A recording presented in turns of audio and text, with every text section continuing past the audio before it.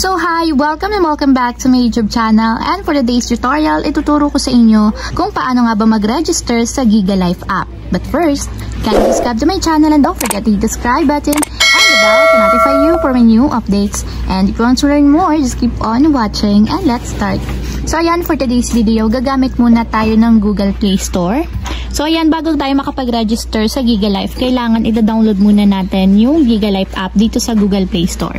So ayan, dito sa search bar, isa-search lang natin yung GigaLife. So ayan, tap lang natin yung Smart. Then after nyan, ganito yung lalabas. So tap natin yung install para may install muna siya sa ating mobile phone. So ganito yung itsura na GigaLife application. So smart na yung nakalagay niya ngayon since ito yung bagong update ni GigaLife. So wait lang natin hanggang sa matapos ma-install. And then after nyan, pagka-install, itap na natin yung open para directly mapunta tayo sa pinakang application ng GigaLife. So tap lang natin yung allow. And then tap natin yung next. So get started, tap din natin. And then tap natin yung continue. So dapat daw meron tayong mobile data or dapat naka-turn on yung wifi natin para makapag-register tayo sa GigaLife. So tap natin yung continue.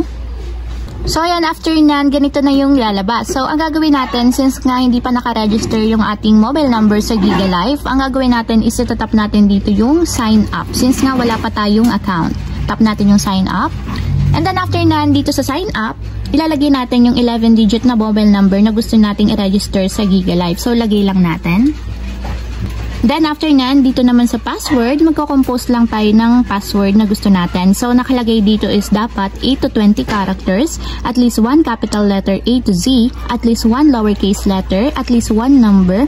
Don't use the punctuation or any other symbols, and kailangan wala din siyang spaces. So ayan, mas okay daw na combination or mixed letters and numbers ang ilalagay nating password. So maglalagay lang tayo. So ayan, kung makikita nyo, strong password na yung na-create ko, and lahat dyan is may checkmark na. So ibig sabihin pwede natin gawing password yung inilagay natin.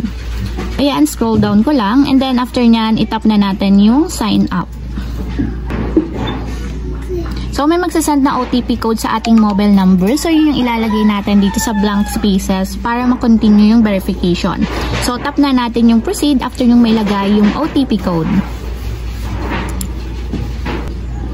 So ito yung mga terms and condition ni GigaLife. So basahin nyo na lang para mas maintindihan natin yung kanilang terms and condition. So kapag okay na, nabasa nyo na yung mga terms and conditions, itap nyo na yung mga checkboxes na nandito.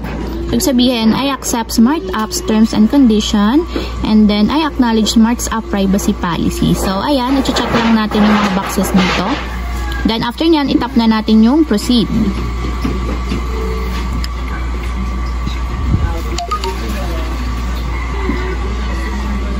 So ayan guys, kung makikita nyo, nakagawa na tayo ng ating account sa GigaLife and nakaregister na yung aking phone or mobile number. So ayan lang guys, ganun lang kasimple. Sana nakatulong sa inyo. If you have a question, kindly comment down below and don't forget to hit the subscribe button and the bell to notify you for the new updates. And thank you for watching! Living life, every day, late at night, not okay.